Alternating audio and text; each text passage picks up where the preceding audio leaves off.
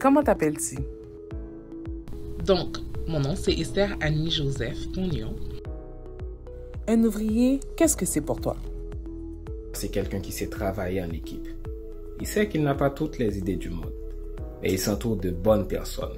Et ensemble, avec son équipe, il travaille fort pour aller de l'avant. Un ouvrier, c'est quelqu'un qui travaille dans la maison du Seigneur, qui s'implique, qui participe. Pour moi, quelqu'un qui a accepté le Seigneur dans sa vie veut travailler pour lui, veut mettre la main à la pâte. Donc pour moi, c'est ça un ouvrier. Et un leader, c'est quoi pour toi? Un leader, c'est quelqu'un qui influence, qui dirige son équipe, ses membres dans la direction de la vision et qui met aussi la main à la pâte.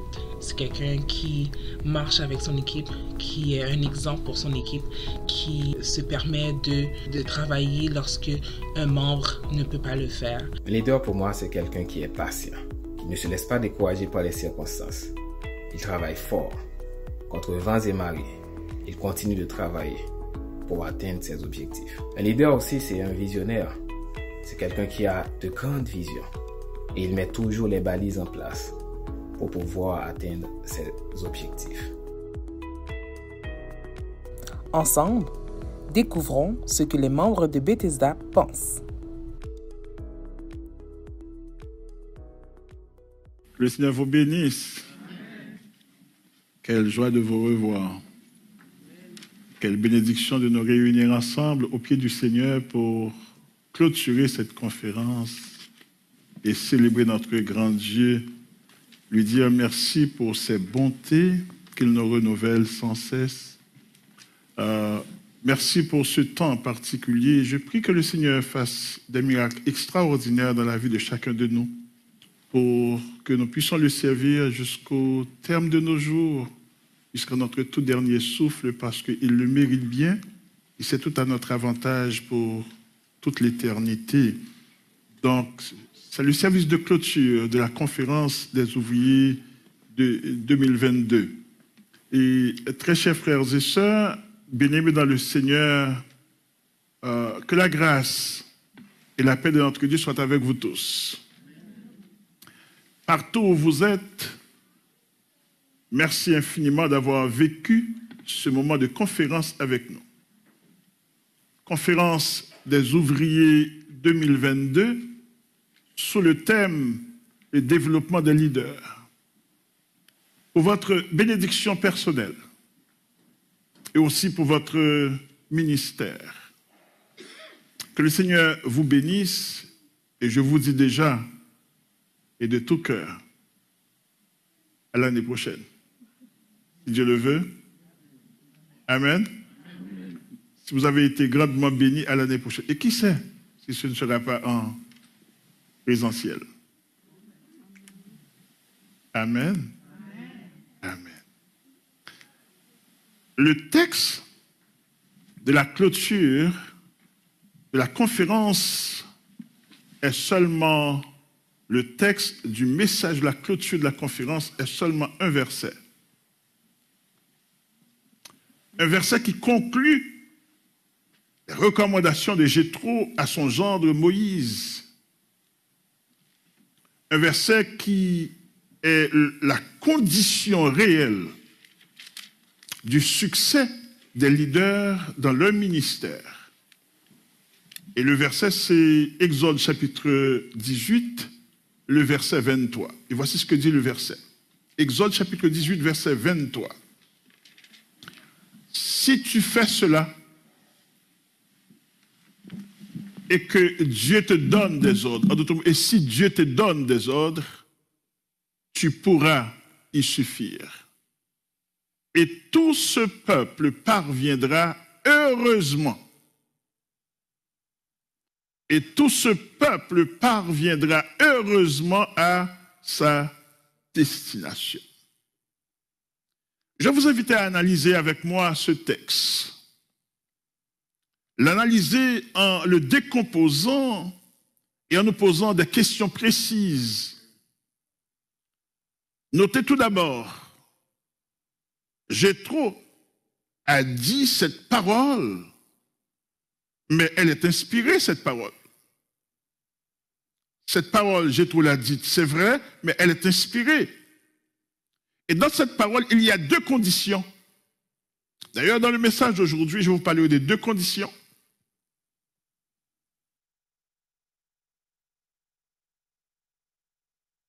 Nous sommes en deux conditions, trois priorités.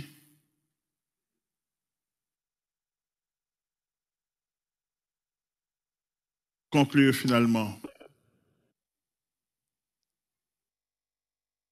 avec la conclusion du message d'aujourd'hui. Jétro dit à Moïse, si tu fais cela, si tu fais cela, c'est quoi cela? C'est quoi cela? Si Moïse fait quoi? Si Moïse suit ces recommandations qu'il lui a faites, si Moïse agit selon ses conseils, les conseils qu'il lui a donnés,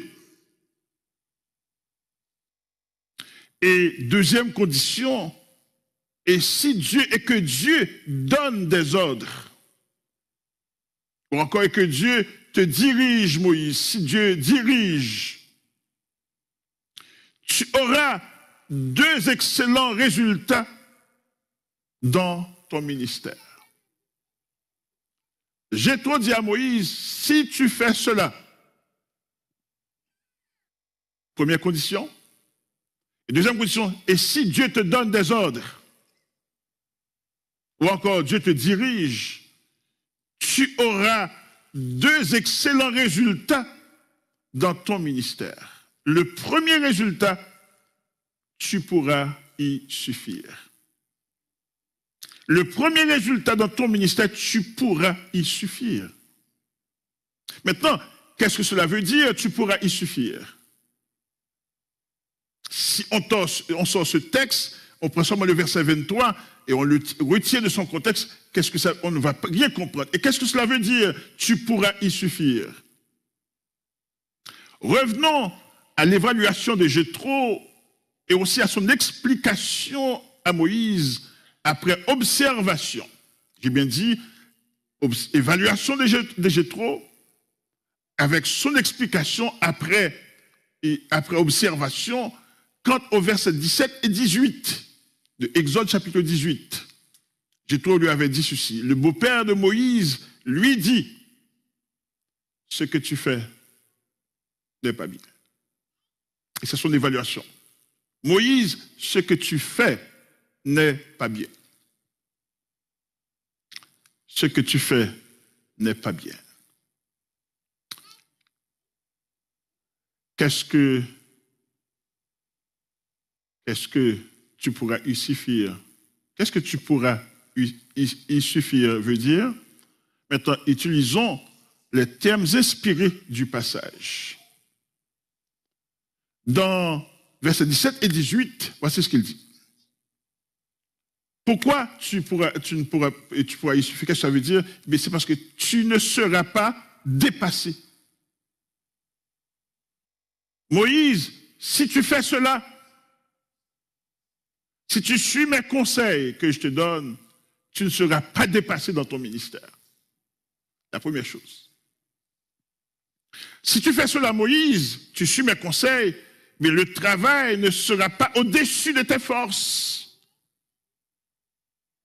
Le travail ne sera pas au-dessus de tes forces. Parce que ça veut dire que tu pourras y suffire. Le peuple non plus ne sera pas épuisé. Si tu fais cela, si tu fais ce que je te conseille, tu ne seras pas dépassé. Le travail ne sera pas au-dessus de tes forces. Tu ne seras pas épuisé. Et quatrièmement, le peuple non plus ne sera pas épuisé. Si tu fais cela, 4 choses. Si tu fais cela, Moïse, si tu suis mes conseils, tu ne seras pas dépassé. Une chose, j'ai bien dit tout à l'heure, le texte est inspiré. Ce qui est écrit ici n'est pas écrit seulement pour Moïse, c'est aussi écrit pour nous. Si vous et moi nous faisons cela, nous ne serons pas dépassés dans notre ministère. Le travail ne sera pas au-dessus de notre force. Nous ne serons pas épuisés et le peuple non plus ne le sera pas. Et qu'est-ce que tu pourras y suffire veut dire encore? Eh bien, tu pourras surtout, si tu fais cela, Moïse, tu pourras surtout offrir un service digne de Dieu, un service bénéfique et salutaire au peuple. Si tu fais cela, Moïse, si tu fais cela, si tu suis mes conseils, non seulement tu ne seras pas dépassé, non seulement le travail ne sera pas au-dessus de tes forces, non seulement tu ne seras pas épuisé, le peuple non plus ne le sera pas, mais tu pourras surtout offrir au peuple un service digne de Dieu, un service bénéfique et salutaire. Le deuxième résultat, c'était le premier résultat de cette condition, le deuxième grand résultat excellent, dit Jéthro à Moïse, non seulement cela, il dit, écoutez, Moïse, si tu fais cela, et j'ai pensé, le texte dit, Fritzbert, si tu fais cela, Samuel, si tu fais cela, Josué, si tu fais cela, Firmin, si tu fais cela, Jacob, si tu fais cela, Joël, si tu fais cela, Carlo, si tu fais cela, Sergo, si tu fais, et puis je peux compter la liste. Si tu fais cela, deuxième grand résultat, si tu fais cela, tu suis mes recommandations et que Dieu te dirige, te donne des ordres. Écoutez bien, et tout ce peuple parviendra comment? Heureusement à destination. Si tu fais cela, tout ce peuple parviendra heureusement à destination, à sa destination. Et la destination du peuple de Dieu du temps de Moïse était la terre promise. La destination du peuple de Dieu. Aujourd'hui, le peuple de Dieu qui est son Église, juifs et païens convertis, que vous et moi nous desservons et conduisons. Je lui dirais maintenant, ce n'est pas la terre promise, mais sa place promise se trouve dans les paroles de Jean chapitre 14, verset 1 à 3 qui dit que votre cœur ne se trouble point. Croyez en Dieu et croyez en moi. Il y a plusieurs demeures dans la maison de mon Père. Si cela n'était pas, je vous l'aurais dit. Je vais vous préparer une place. Et lorsque je m'en serai allé, et que je vous aurai préparé une place, je reviendrai et je vous prendrai avec moi, afin que là où je suis, vous y... Et écoutez bien, toute notre destination finale se trouve dans cette promesse pour la vie éternelle. Pour la vie éternelle. Maintenant, et comment parviendrons-nous à ces deux excellents résultats plutôt qu'à l'échec, à la déception, à la frustration, à l'amertume et à la perte éternelle?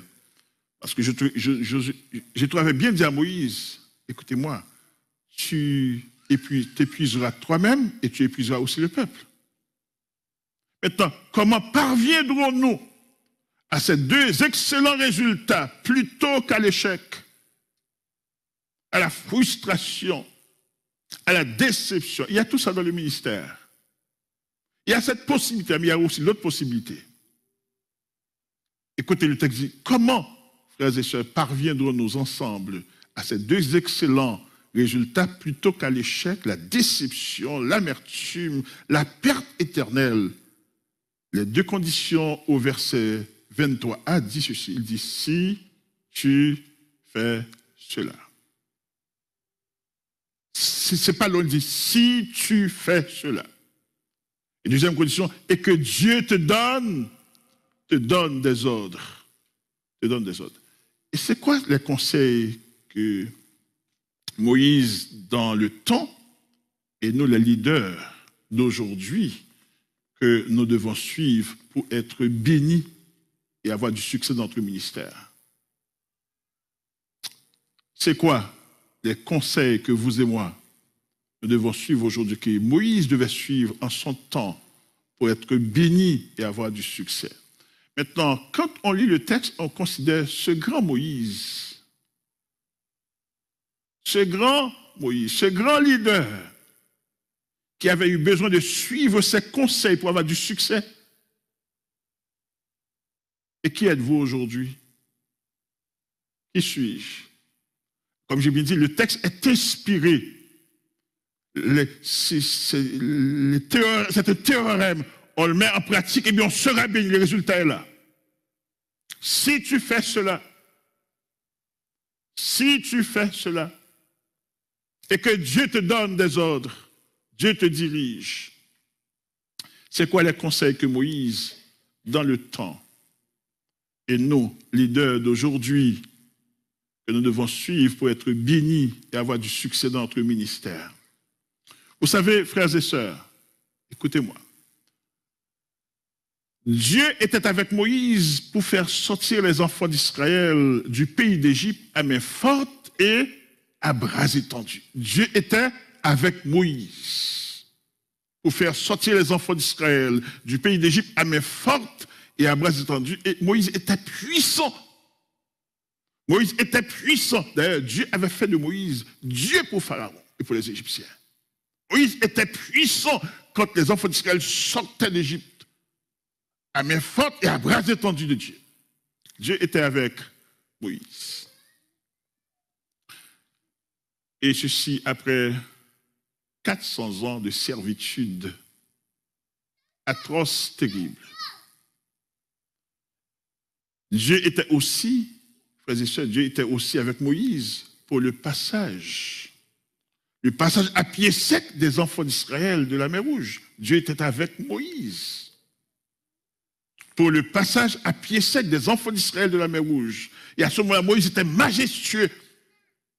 Maintenant, ceux qui ont vu le film 10 commandements, revivent encore cette image.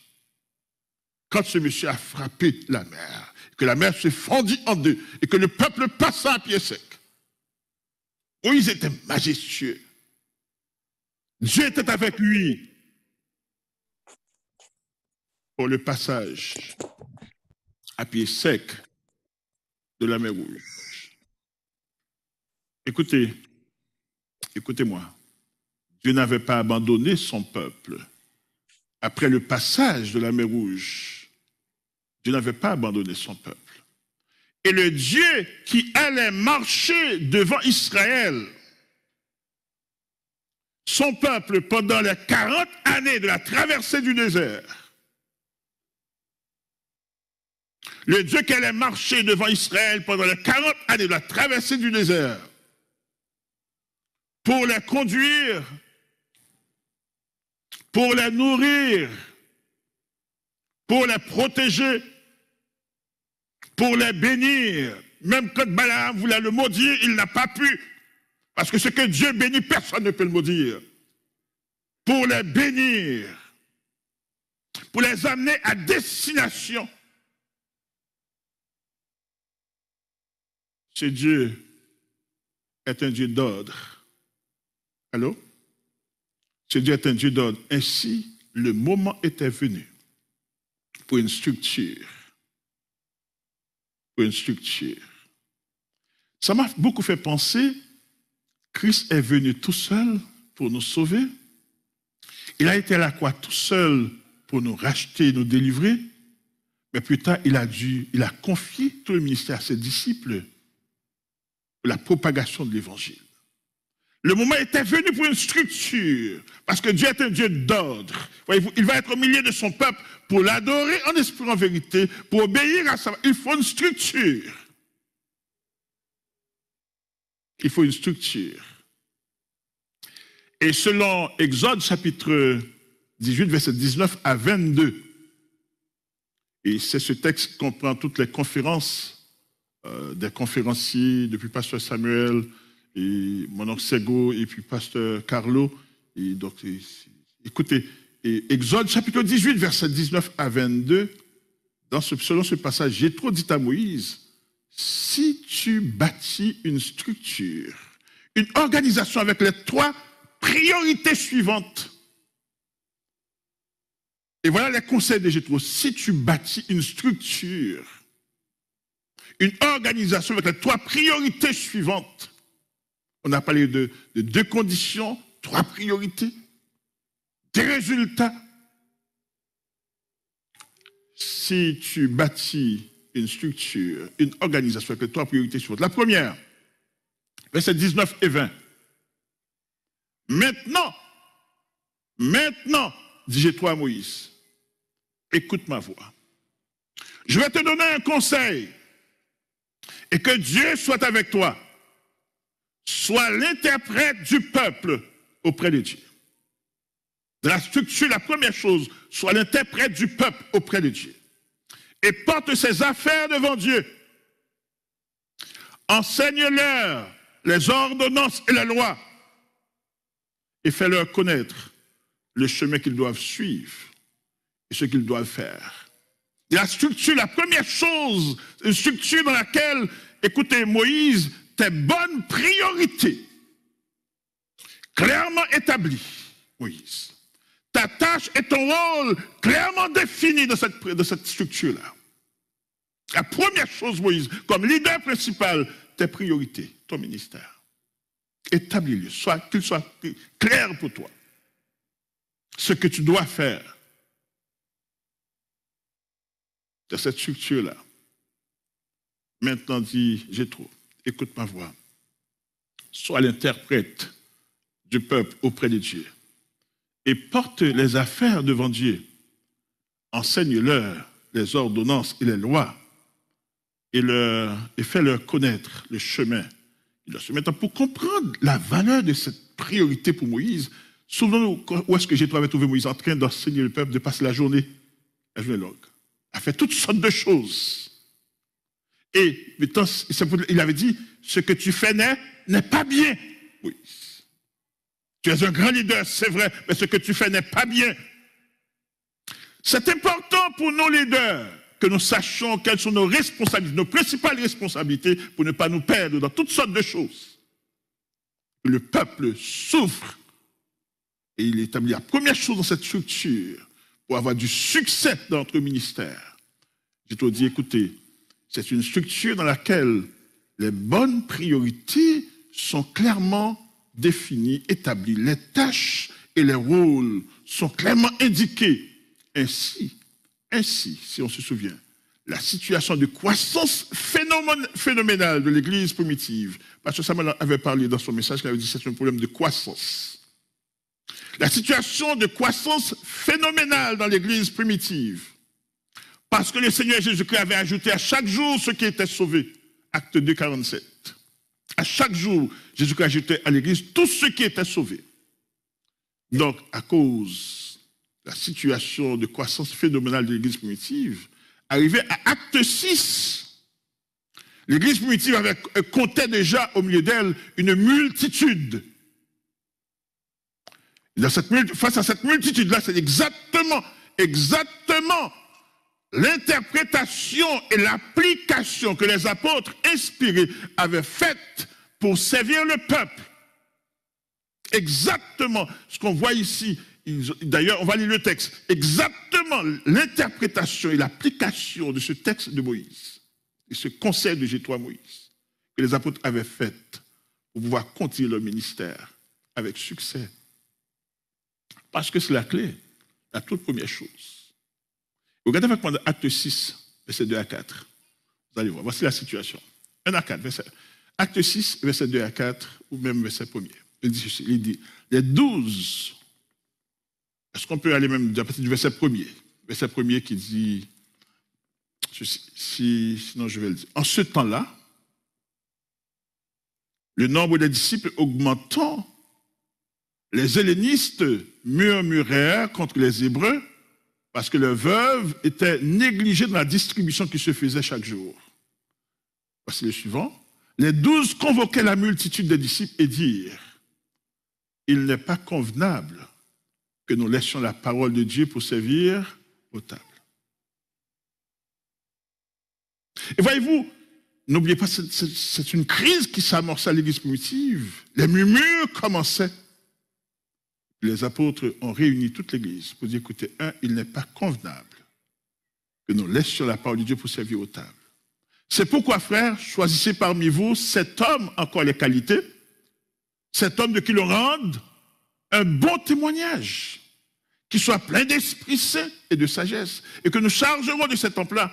Et voici maintenant, il dit, et nous continuons à nous appliquer à la prière. Voyez-vous, il leur fallait faire ce choix, ces priorités, et puis ils ont appris la leçon que Jésus avait communiquée à Moïse pour le succès du ministère. Mon frère, ma soeur, écoutez-moi, pasteur, leader, nous devons nous consacrer dans la lecture, la méditation de la parole de Dieu pour que le peuple soit nourri et béni.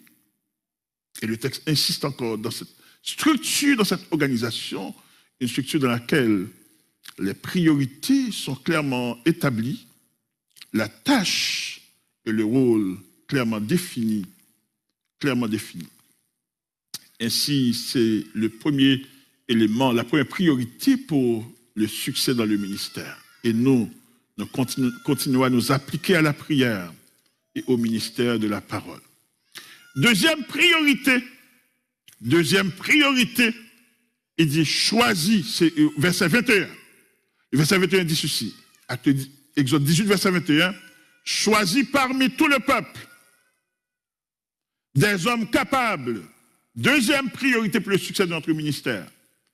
Choisis parmi tout le peuple des hommes capables, des hommes craignant Dieu, des hommes intègres, des hommes ennemis de la cupidité, les qualifications. Des hommes capables, des hommes de qualité, des hommes qualifiés pour le ministère. Deuxième critère pour le succès de notre ministère, c'est de choisir des hommes et des femmes qualifiés. En d'autres mots, ne mettez pas des figures. Ne mettez pas des figures. Choisissez des hommes qualifiés pour le ministère. Et c'est ce que le texte nous dit comme deuxième priorité. Il dit ennemis de la cupidité et établis-les sur le peuple comme des chefs de 1000, chefs de 100, chefs de 50 et chefs de 10. Je pense que Pasteur Carl, on avait parlé hier soir, l'une des grandes faiblesses de l'Église aujourd'hui, on met les gens soit par amitié ou bien encore pour acheter le silence, et non pas pour le ministère. Non pas parce que le peuple va en bénéficier. Et c'est ce qui fait aussi souvent, le service est mauvais. Souvent le service est mauvais et l'Église est faible. Le texte nous dit ceci, il dit, écoutez, cherche dans l'assemblée, deuxième priorité, cherche dans l'assemblée, parmi le peuple, des hommes et des femmes avec ces 4 qualifications. 1, des gens capables, des gens habiles. 2, des gens qui ont la crainte de Dieu. 3, des hommes qui sont intègres, des hommes et des femmes qui sont intègres, droites, qui ne font pas semblant. Des hommes réels. J'ai aimé aussi l'illustration de Pasteur Carlo qui dit que nous sommes un livre. Si frère X passe et ouvre page 2, ce qu'il lit dans ma page 2, c'est ce que Joseph va lire dans ma page 2. On n'a pas une histoire différente pour chaque personne. Allô? Des hommes intègres, droites. Et c'est ce que le texte nous dit. Il dit, cherche dans l'assemblée. Tous ces gens sont là. Cherche dans l'assemblée. Des hommes capables. Des hommes craignant Dieu. Des hommes intègres. Et des gens qui sont ennemis. Il aurait pu dire des gens qui ne sont pas cupides, mais il emploie ennemis qui veut dire qui sont ouvertement opposés à la cupidité. Des gens qui s'affirme contre la cupidité. C'est-à-dire qu'il faut attention à la cupidité. Parce que c'est dangereux pour le ministère. Ça peut nuire à ton ministère. Ça peut affecter l'Église. Il dit, écoutez, la clé du succès pour avoir le succès de le ministère, cherche ces gens-là.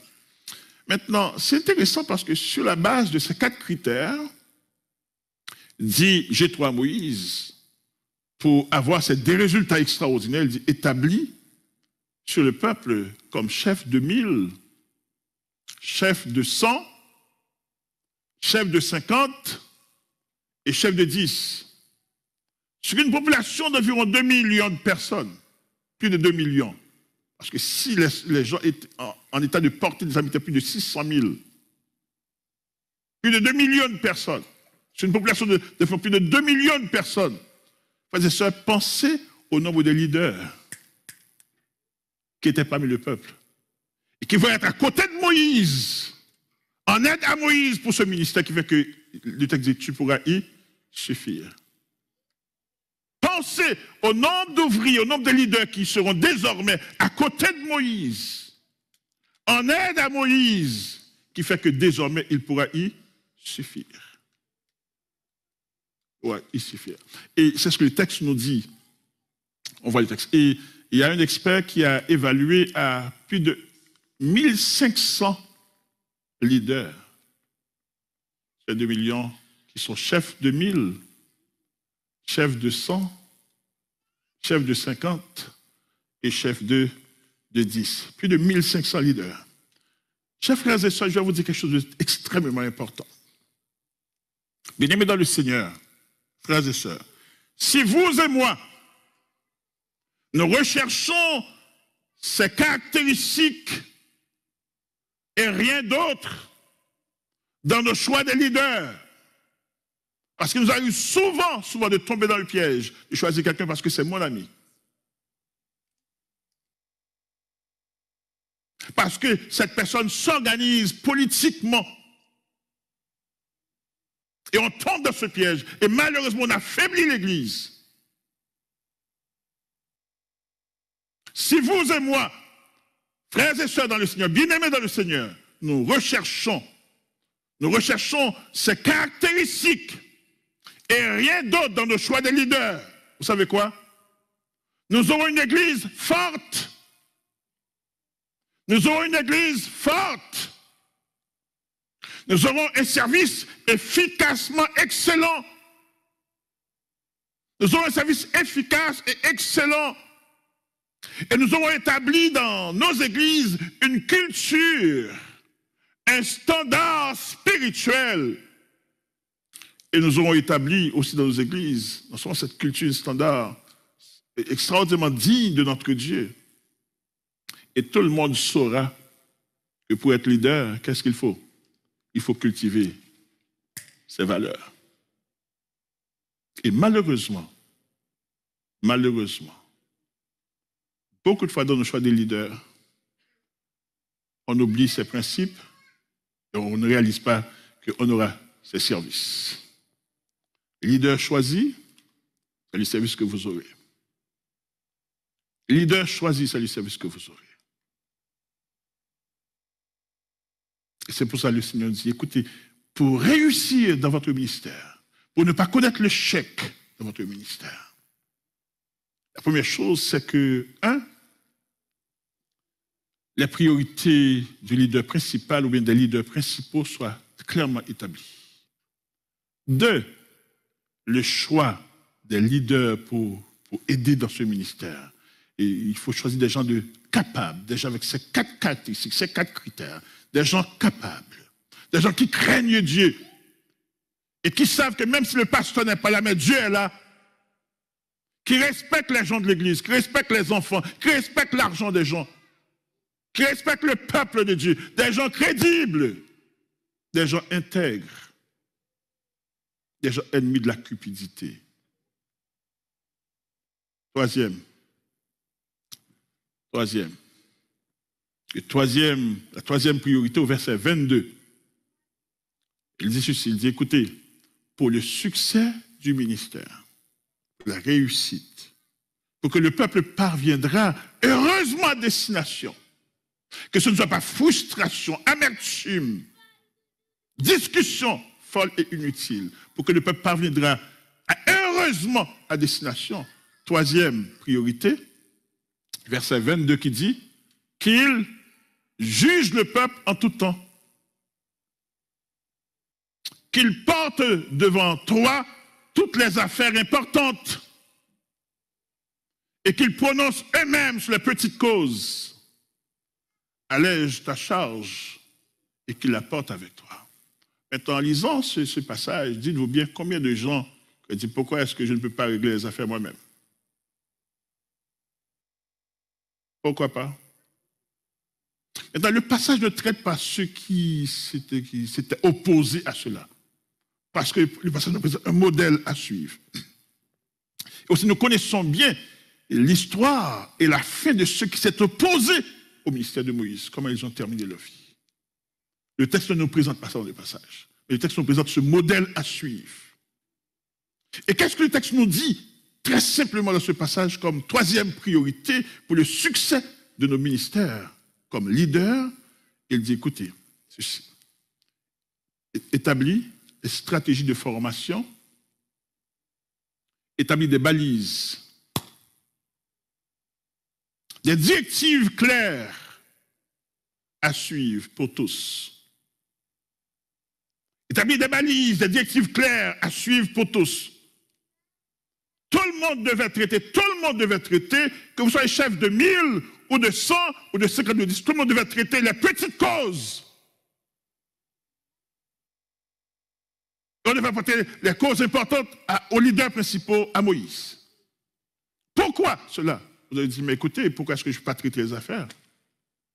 Et c'est ce que disaient les frères de Moïse. Pour qui il se prend? Pourquoi est-ce qu'on ne peut pas le faire nous aussi? Maintenant, frères et sœurs, écoutez bien, ces principes que la Bible nous donne sont inspirés. Ces principes sont là pour la réussite de notre ministère, pour amener le peuple à destination, à sa destination finale. Il dit, écoutez, établis des balises. Établis, tout le monde devait traiter, juger, encadrer, encourager et conduire son groupe de 5, de 10, de 50, de 100 ou de 1000 et conduire son groupe sur les petites causes. Et toutes les affaires importantes devaient être portées devant Moïse ou devant les leaders principaux responsables. Pourquoi? Pourquoi cela? Pourquoi cela? Frères et sœurs, voilà pourquoi. C'est pour encadrer le développement. Pour encadrer le développement des leaders et éviter que cette priorité si importante soit une source de querelles intestines. Voyez-vous, ce que Jéthro a communiqué à Moïse, écoutez, c'est la recette pour que le peuple puisse grandir, faire le voyage et arriver à destination en bien. S'il y a querelle intestine, s'il y a des gens qui ne sont pas sérieux, et puis la raison pour laquelle, le pourquoi de cette stratégie de formation et de fonctionnement et qui implique qu'on traite des balises, c'est pour encadrer le développement des leaders et éviter que cette priorité importante soit une source de querelles intestines, de discussions folles, de soulèvements et de divisions. C'est pourquoi, leader de Bethesda, leader de nos églises, respectez vos limites. Respectons nos limites. Leader de Bethesda, leader de nos églises, respectons nos limites. Et travaillons à l'intérieur du cadre et des consignes qui nous sont données. Travaillons à l'intérieur du cadre. Si vous êtes leader de 5, écoutez-moi, fait intéressant. On ne demande pas de travailler avec 50 personnes. Vous êtes leader de 5, mais travaillez avec ces 5 personnes avec la même vision.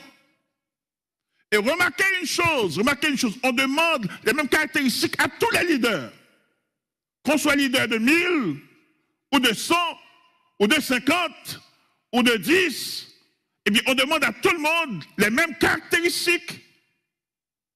Les mêmes caractéristiques. Pourquoi? Parce que ce qui compte, ce n'est pas qu'on me voit, qu'on parle de moi. Ce qui compte, c'est que le peuple arrive à destination.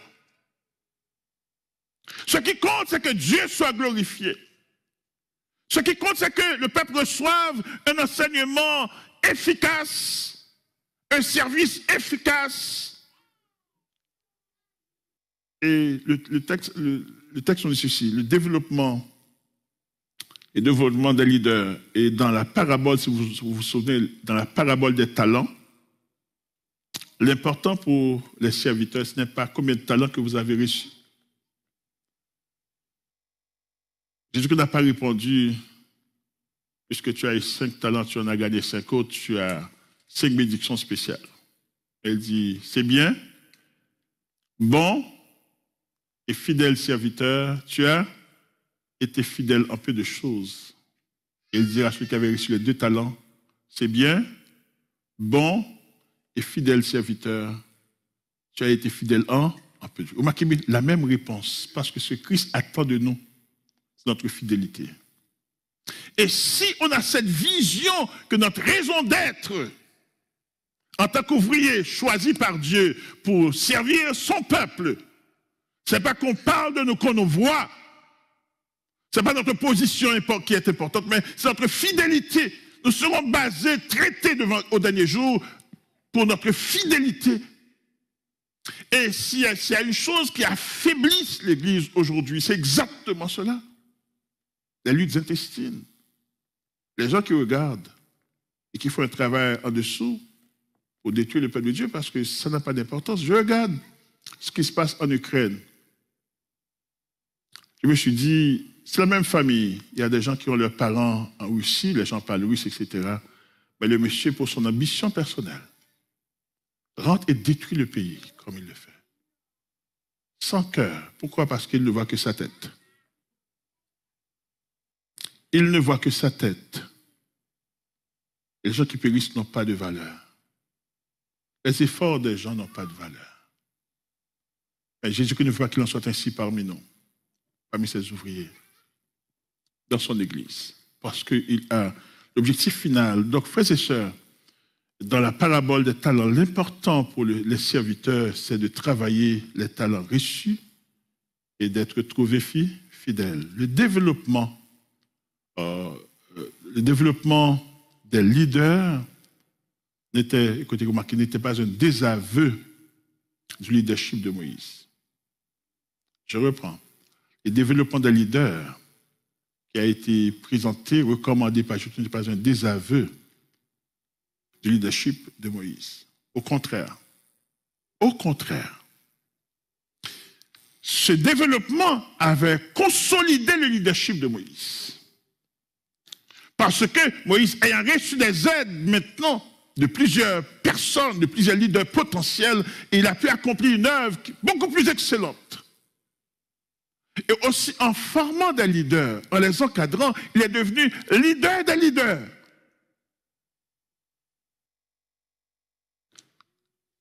Donc, la raison finale, vous remarquez bien, la raison pour le développement d'un leader, c'est 2 choses. Et je termine, la raison pour le développement d'un leader, pour l'encadrement, pour que la multiplication d'un leader, c'est 2 choses. La première, c'est pour un service efficace au peuple. Écoutez, si je le fais moi seul, comme on l'a vu avec Moïse, eh bien je vais passer la journée, je ne servirai que 5 ou 10 personnes. Mais s'il y a plus de milliers d'ouvriers qui travaillent, et si je peux me consacrer vraiment et m'adonner à la lecture, à la méditation, à la prière, écoutez-moi, quand je me tiens debout devant vous, je pourrais t'apporter la parole et non pas mon épuisement. Et nous connaissons le langage de beaucoup de nos frères et sœurs. Tu vois, qui dit, écoutez, je vais le travail pour me faire mon vagabond chita. Parce qu'on n'a pas compris encore. On n'a rien compris du ministère de l'Évangile. On n'a rien compris. le développement des leaders n'était pas un désaveu du leadership de Moïse, au contraire. Au contraire. Frères et sœurs, bien-aimés dans le Seigneur, ce développement avait consolidé le leadership de Moïse. Voilà pourquoi il faut faire le développement des leaders. Il faut le faire. C'est vital pour notre ministère. Dans votre ministère, dans votre groupe, il faut encore travailler, faire le développement des leaders pour qu'il y ait une reproduction, une multiplication, qu'il y ait des gens qui grandissent. Remarquez bien, vous ne perdez rien, au contraire, vous gagnez. C'est une erreur de penser que si on développe des leaders, on va perdre notre place. C'est ce que Satan nous fait croire. L'Église n'avance pas. Nous devons développer des leaders. Il faut le faire.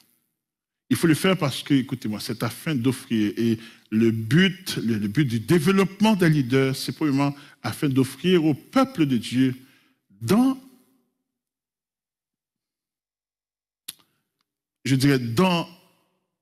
l'aménagement du leader et du peuple, afin d'offrir un service efficace. Mais quand nous nous mettons d'accord ensemble, le leader n'est pas épuisé, le peuple non plus n'est pas épuisé. Et si on ne le fait pas, malheureusement, et très malheureusement, qu'est-ce qui arrive? Quand on n'est pas nourri, quand on ne grandit pas, il n'y a que frustration, incompréhension, l'anarchie. Et en bowling, vous laissez l'évangile. Parce que vous n'êtes pas nourri. C'est pour cette raison, exactement, Dieu a inspiré Jéthro pour dire à Moïse, il faut une structure dans laquelle les priorités sont clairement établies. Une structure où les leaders choisis sont des gens capables, des gens qui craignent Dieu, des gens qui réalisent que servir Dieu c'est un privilège, puis Dieu a les yeux sur nous, Dieu bénit ce qu'on fait. Des gens intègres, des gens fiables, des gens sur qui on peut compter. On n'a pas besoin d'être là. Il y a des gens aussi qui sont ennemis de la cupidité pour le succès du ministère. Mais aussi, troisièmement, il faut une balise pour que tout le monde puisse travailler dans l'harmonie, dans le respect pour l'avancement du peuple de Dieu. 3 priorités. Je termine le message en vous disant ceci. Là, écoutez, frères et sœurs, le but, l'objectif final. Et voyez-vous, si cet objectif, d'abord, le premier n'est pas atteint, si le peuple n'est pas bien nourri, on n'aura pas le deuxième qui sera le final. Maintenant, le but, c'est afin d'offrir au peuple de Dieu un service efficace. Un service efficace, digne de Dieu. Et écoutez, ceci prépare le prochain. Ceci prépare le prochain, la prochaine étape. L'autre objectif qui est final, afin que le peuple de Dieu, l'Église de Jésus-Christ, arrive heureusement. Je veux souligner heureusement. Vous savez, quand vous servez le Seigneur, comme Paul a dit, j'ai combattu le bon combat. J'ai achevé la cause. J'ai gardé et désormais la couronne de justice. Quand on sert le Seigneur, bien-aimé dans le Seigneur, sans amertume, parce qu'on grandit. Quand on sert le Seigneur dans la joie, parce que nos frères et sœurs, on comprend où est-ce qu'on va, on se soutient, on s'encourage. Quand, écoutez, on sert le Seigneur, puis on sent qu'on est utile parce que Dieu se sert de nous. Voyez-vous, même dans les épreuves, on sait que Dieu est là. Il ne nous abandonne pas parce qu'on grandit spirituellement parlant. Et quand notre jour arrive que Dieu, on a trouvé Dieu, on va en paix. On va en paix. On pourrait dire comme Paul, Christ est ma vie, la mort, mais c'est un gain. Et si par contre, ce sont les querelles, les guerres intestines, les divisions, c'est pour ça que les balises sont là, pour que tout le monde travaille dans la même direction, dans le respect et non pas l'anarchie. Ma prière, Bethesda, c'est que cette conférence transforme notre Église complètement. Et qu'on travaille pour qu'à la fin, peut-être que Dieu, certainement Dieu peut-être m'appellera avant vous, et je vous attendrai en haut, là-haut, pour vous dire bienvenue lorsque votre jour viendra. Je sais pas, il y a des gens qui dévancent déjà. Je dis ça souvent. Il y a des gens qui dévancent déjà. Il y a tant de gens qui disent bienvenue. Comme pour ça, parce que nous savons Dieu avec joie. Et on ne peut pas imaginer qui sort, fait, qui bien fait lorsque vous aidez le marché à mon Dieu, vous aidez le grandir, vous aidez le. Son modèle pour lui, son bénédiction pour lui. Leader de Bethesda. Encore une fois, n'oubliez pas, si vous recherchez la gloire du monde, la position de ce monde, vas-y, allez-y. Et si vous recherchez la bénédiction de Dieu, le succès dans votre ministère, la victoire, le salut, un service efficace, digne de Dieu, pour que les gens soient bénis, pour que les gens soient bénis, pour que les gens soient encouragés, pour que les gens se fortifient, et pour que finalement les gens quittent cette terre avec cette espérance que Dieu donne. Je vous en supplie, engagez-vous. Servez le Seigneur avec crainte et tremblement. Leader, soyez clairs dans votre responsabilité. Leader, respectez les consignes. Mettons-nous ensemble pour servir, parce que l'important, ce n'est pas votre titre, ni votre place, ni votre richesse, mais c'est votre fidélité dans le service. C'est ce que Dieu demandera à tout le monde. Que le Seigneur nous bénisse abondamment pour qu'on soit tous leaders. Peut-être qu'on ne sera pas leader de 1000, mais ça n'a pas d'importance qu'on soit leader de 5, ou de 10, ou de 50, ou de 100. L'important, c'est d'être leader pour le Seigneur. Que Dieu vous bénisse abondamment. Que cette conférence se clôture dans votre vie avec des décisions, avec des résolutions, avec des engagements qui seront le fruit que le Seigneur pourra à tout moment déguster pour sa plus grande gloire et pour votre bénédiction. Que Dieu vous bénisse abondamment.